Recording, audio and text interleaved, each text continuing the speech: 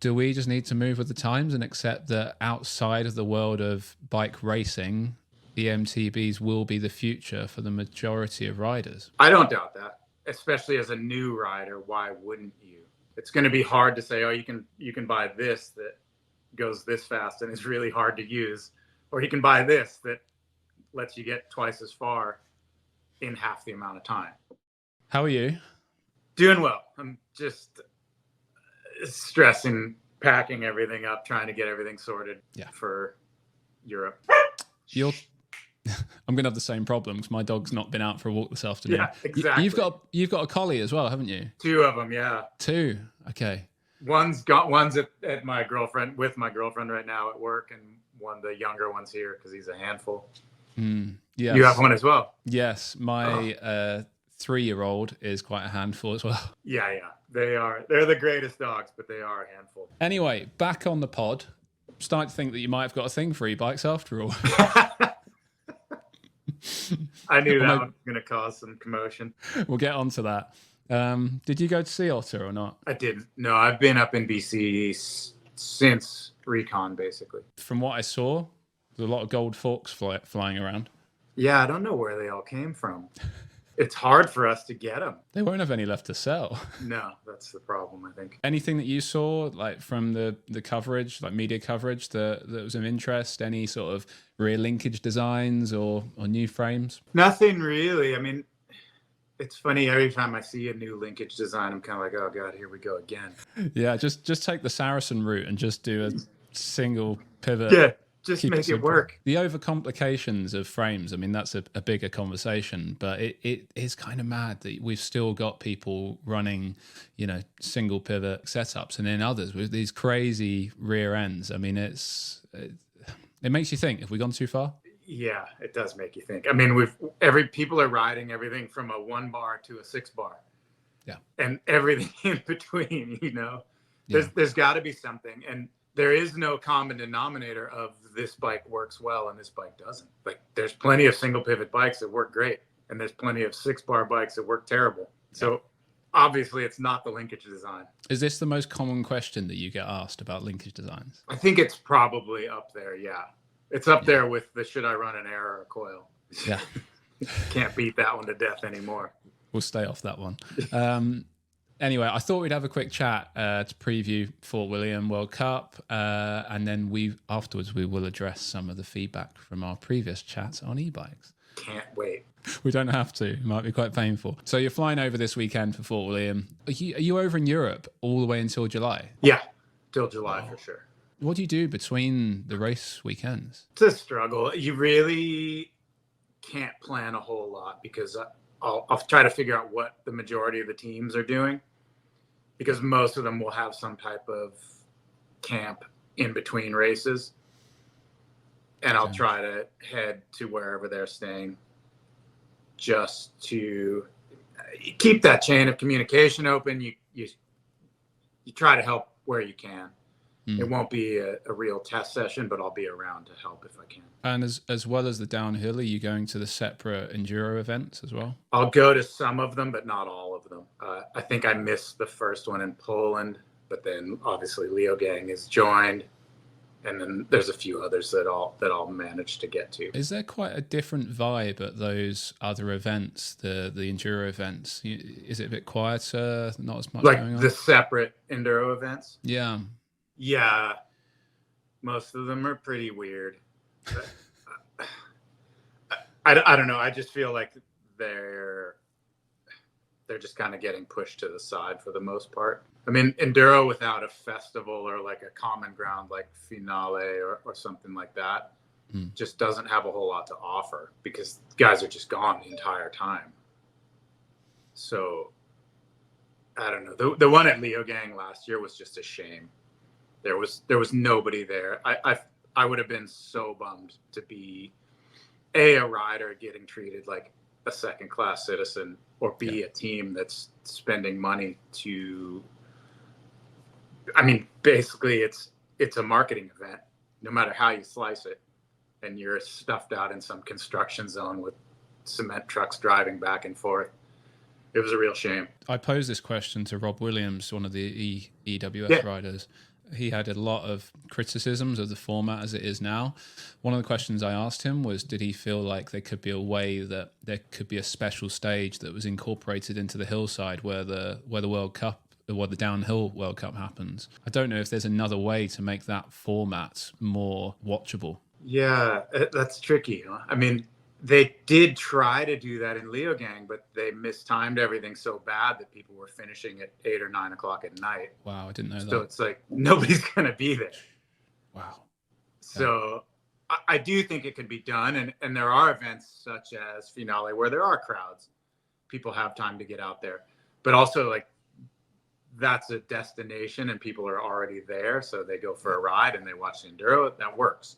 It's just a different type of planning. Okay, so first race of the season, Fort William. It's a long track, potential for changing conditions. There's fatigue, I'm sure, that will play a part for some of the riders earlier this season. Tell me about this particular track and also the difficulties that the riders might have in finding the best balance with a suspension setup. Yeah, Fort William's a tough one. It's not incredibly difficult, but I think that's what makes it difficult. The gains are so hard to come by, and one small mistake causes you to lose a K an hour, and that's a massive amount of time by the time you're at the bottom. You're not going to gain that back. So setup is critical. I think Fort William is tricky because it is so flat, and most of the impacts that are coming, especially rear wheel impacts, are coming directly into the bike because you're still centered right over that bike. Yeah. So it's tricky to balance a fast bike, which you want kind of firm, with a bike that's going to absorb those impacts that you get from random rocks, random things moving in the track, or just mistiming something and hitting it. And then it might rain. And then it might rain or snow, or who knows what it could do. I mean, May, from what I've heard from our guys, is that May can be quite nice there. Yeah. But again, you just don't know. Have the midges arrived? That's the question. I sure hope not. That's always the thing there is, if the weather's shit, you're okay, but you're miserable. If it's nice, then the midges come out and you're miserable. So it's a nightmare, isn't it? I mean, for you down in the pits, it's maybe not quite so bad, but it's not good, is it? It's not terrible. We haven't had it so bad. I think one year we were pushed over kind of where the ropes course is, like normally where Syndicate is, and all the midges were coming out of the woods there, and that was miserable. But in general, we're okay. I hope that there's a bit of wind for you, basically. That'll be the answer. That'd be nice. So I'm sure a lot of the riders will be running the new dampers. Feels like there's even more potential for fine tuning now with all those added valves. Are you expecting to have a busier season because of that? I don't know yet. There are definitely a lot of things that we can try. But what I'm hoping is that after a couple of races, we'll have a really good idea of exactly where we want to be. Yeah. And I think that we're in a far better place as far as damper performance goes. So I'm kind of hoping that takes the riders' focus off of that and onto something else. Yeah. So we're not just constantly working on stuff. Yeah. I mean, you said to me like previously with the new Grip X2, it's a lot easier to get right and a lot more difficult to get wrong. Yeah. Does the same apply with the elite racers, do you think? It does. Yeah, absolutely. Because you still, just like any other group of riders, there's people that want to fiddle with things constantly, and there's people that want to set it and then just ride.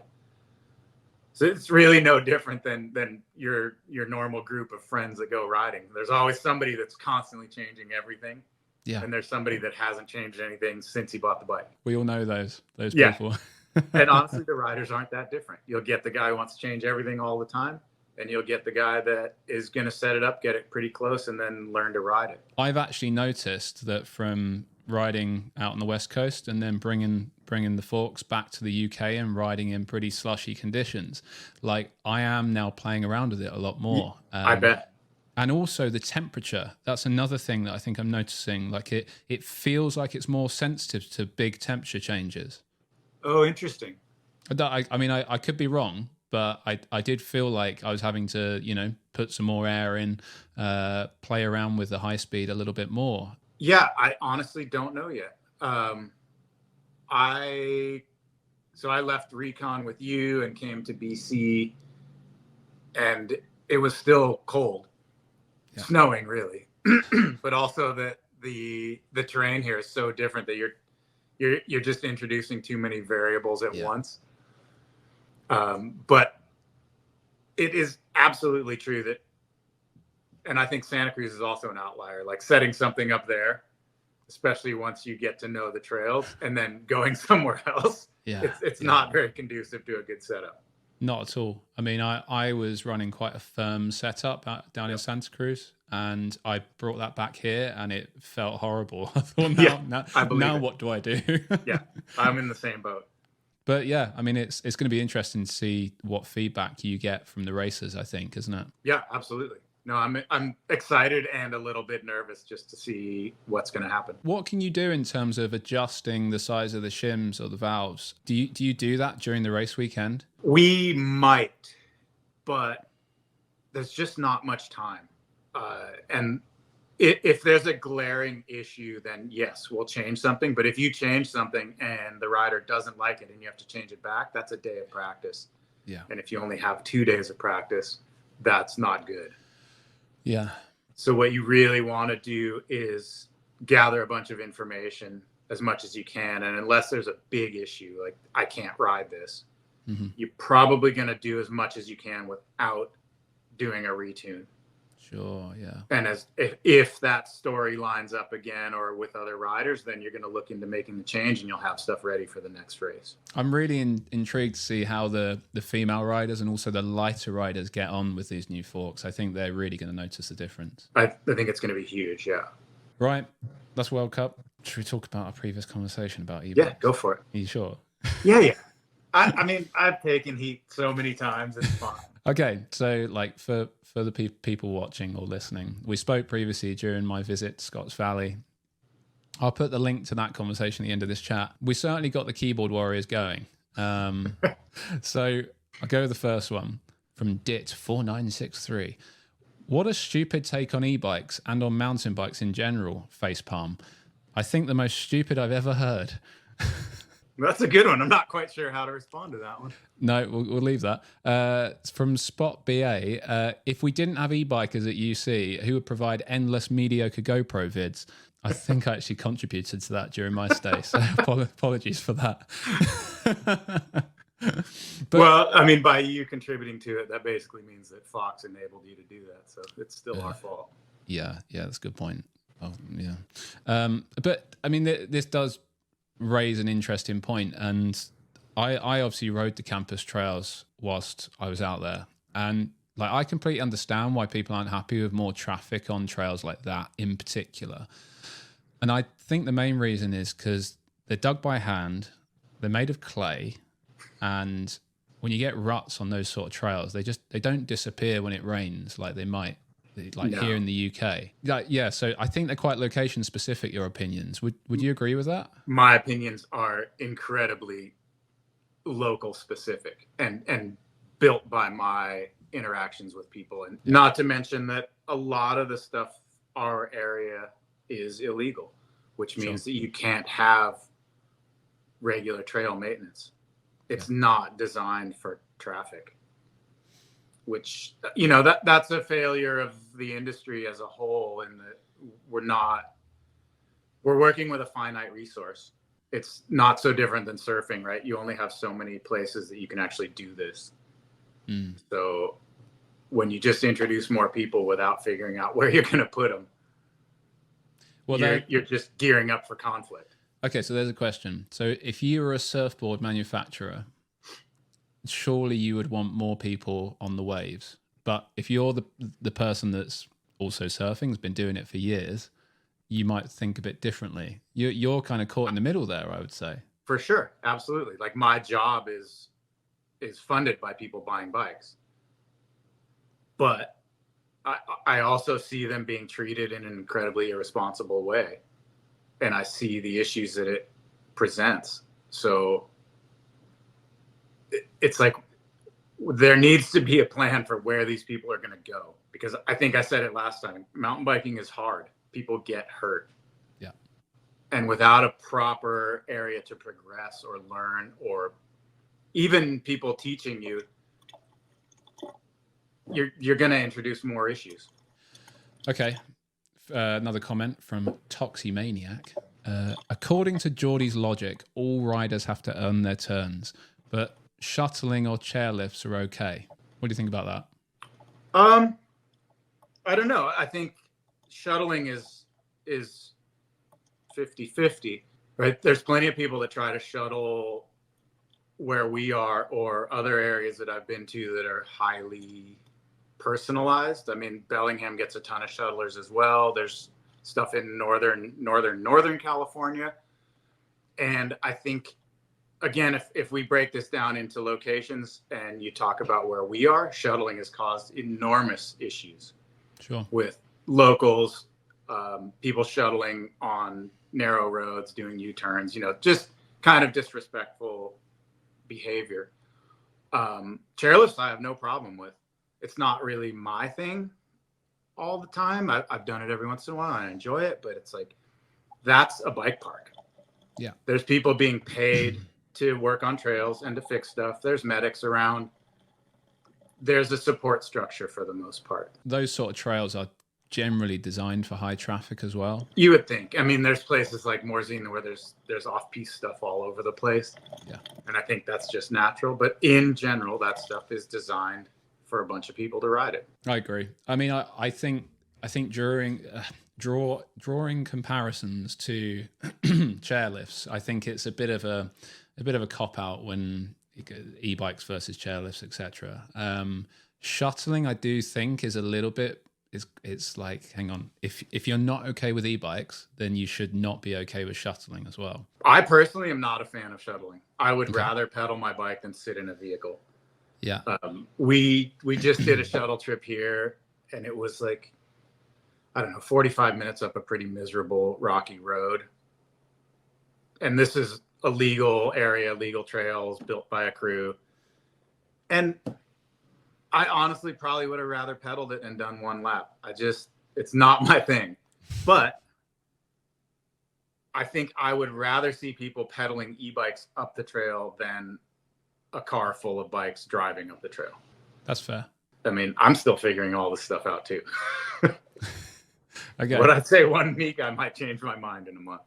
Well, we'll get on to that. I've got 3 comments here. They're all kind of along the same lines. I'm going to do them all together, and then we'll talk back on them. So, Joker MTB, who I've noticed is quite funny actually, he's commented on a lot of my videos. Jordi reminds me of a telemark skier yelling at resort skiers for getting in his way as he ratchets his way to the top of the hill for a single run of the day. Fair, I think, except that.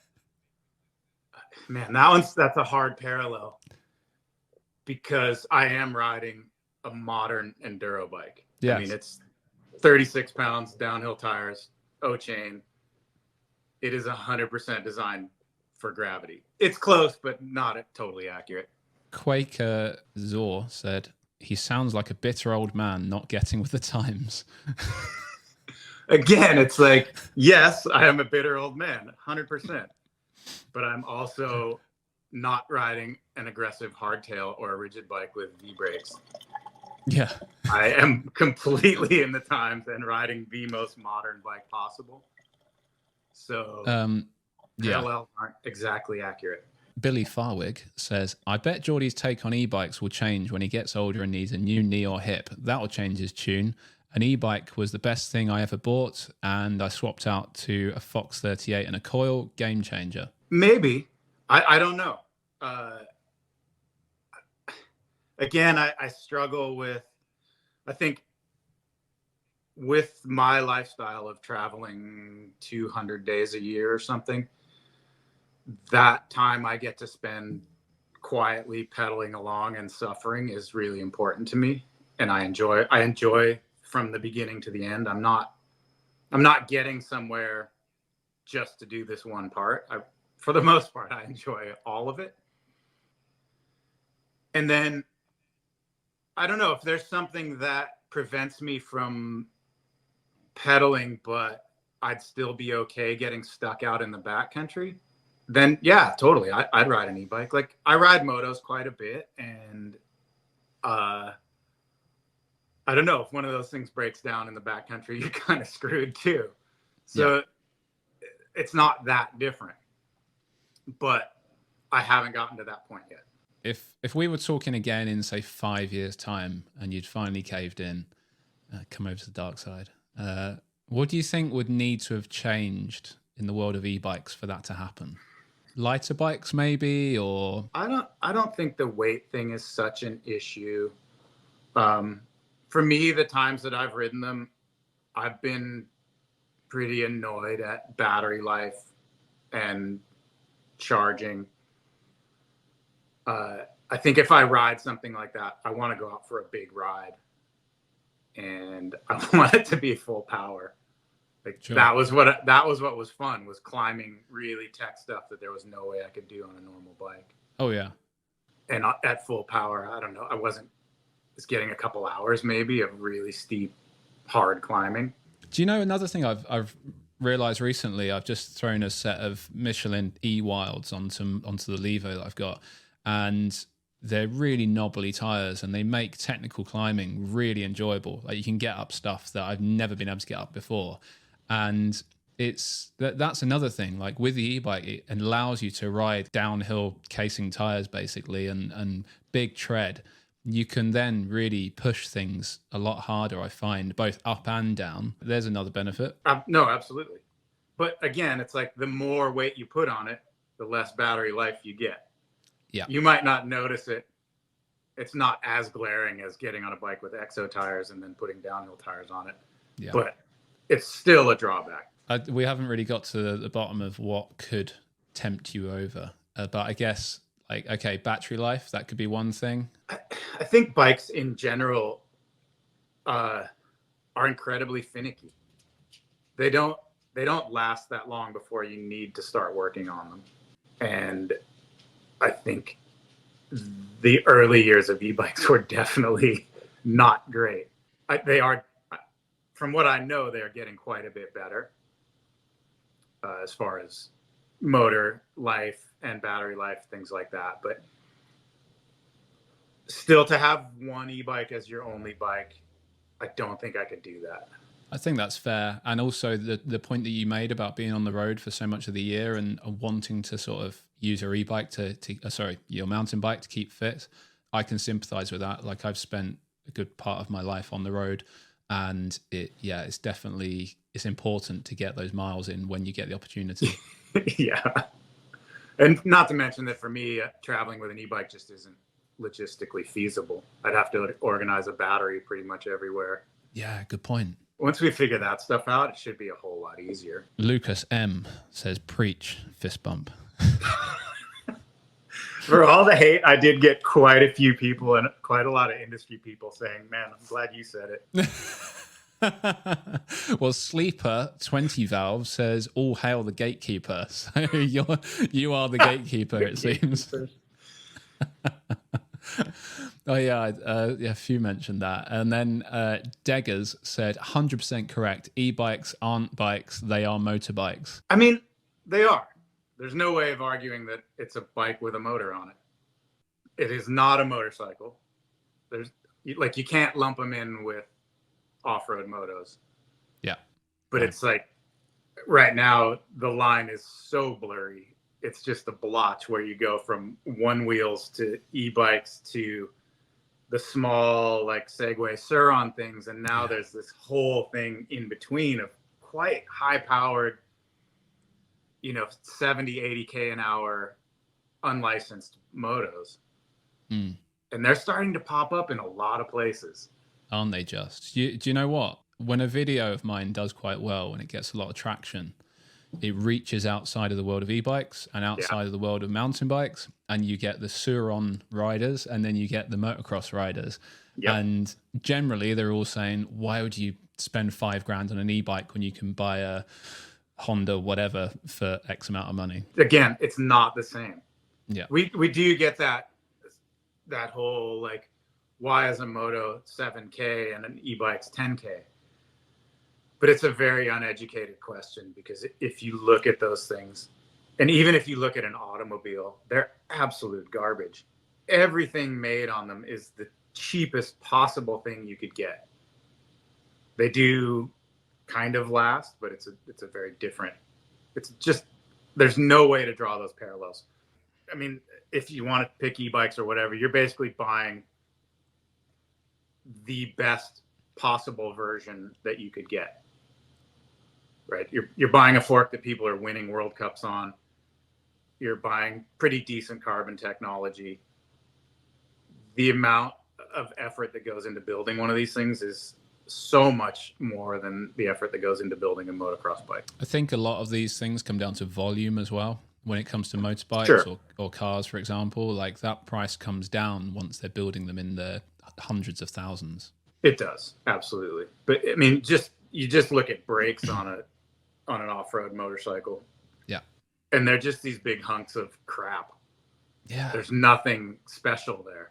You look at a mountain bike brake and they're phenomenal. Like the machining tolerances are 10 times what they are on most other vehicles. It's just really hard to make something small and light and functional. Well, I mean, I learned a lot about that during my time at Fox Factory, because I mean, just seeing those sort of minute details, the micro engineering that goes into manufacturing the internals of a fork. I mean, there's not a lot of space there to fit in an awful lot of technology. There isn't. I mean, you mentioned cars, and I wrote that down here. Cars are going electric. The next Porsche Boxster will be electric. We've seen the final combustion engine Audi RS6. Ford Mustang's now electric.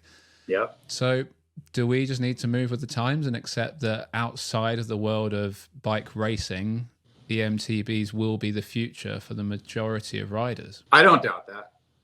I think that why, especially as a new rider, why wouldn't you?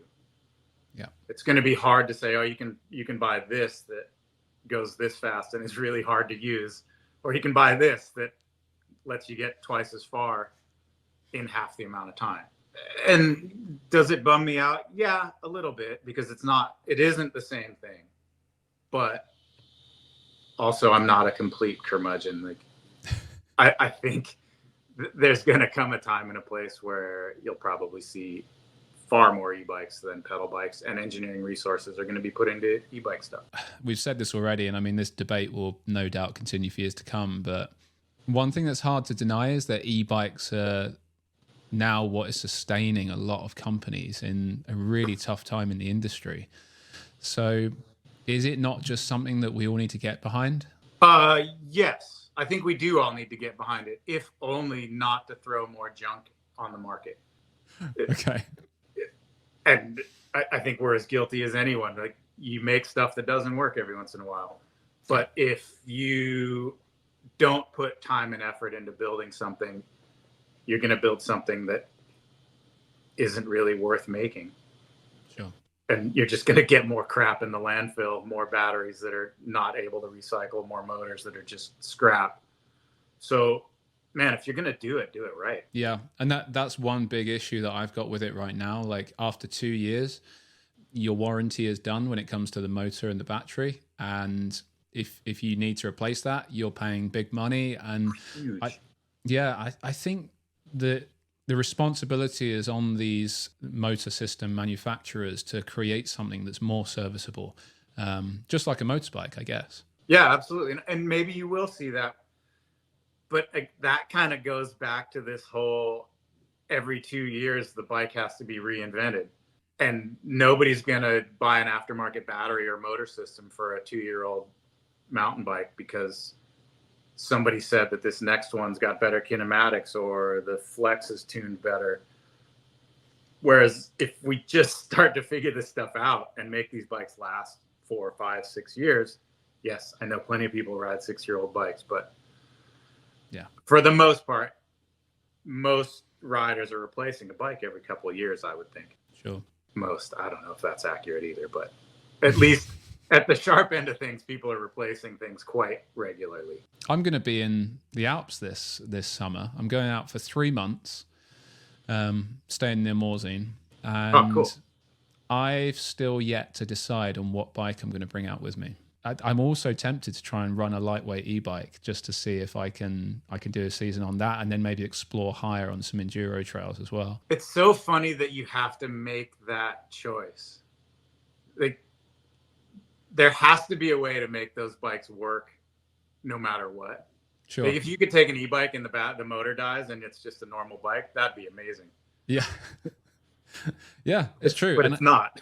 It's not. I mean, there are some manufacturers out there that are trying to sell the idea of their bikes like that. Like, I think Norco's new lightweight, they're saying, oh, run it without the battery. Oh, okay. Probably not right now. Not yet. No, I agree. But yeah, I'm leaning towards a big hitting enduro bike, although I still think that for the longevity of my body and also the bike itself, that it might require a downhill bike for the season. Man, yeah. I mean, that stuff, Portes du Soleil gets... Euro bike parks are different than people that have gone to Whistler. Sure. If nobody's experienced both, you go to Whistler and you're like, wow, this is a bike park? That's amazing. And then you go to Leogang at the end of the year and like, oof, this is awful. Yeah, braking bumps and your arms are falling off within about 2 days of riding there. Yeah, that's a tough call. What would you take? I don't think I'd want to only have a downhill bike because you miss so many of those high alpine traverses and things like that. But yeah, and we want to travel over to Switzerland as well and do a bit of riding over there and do some of the, like you say, the high altitude stuff. So yeah, maybe it's 2 bikes. Why not? Or 3. Yeah. We'll see. We will see. Thank you for spending the time to talk to me again, as I'm sure it's pretty hectic before you leave for the UK. Final question. If it's wet at Fort William, can Charlie Hatton take the win again? Or if it's dry, who is your favourite to take the win of the first race of the season? Oh, I hate these questions. Got to be done. It's like most of these people are friends. Yeah.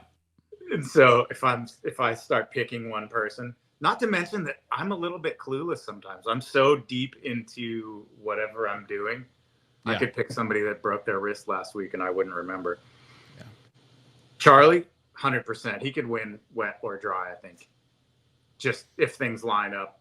Obviously, we saw that run in the wet last year. It was just phenomenal. Yeah, wasn't it just? Fort William.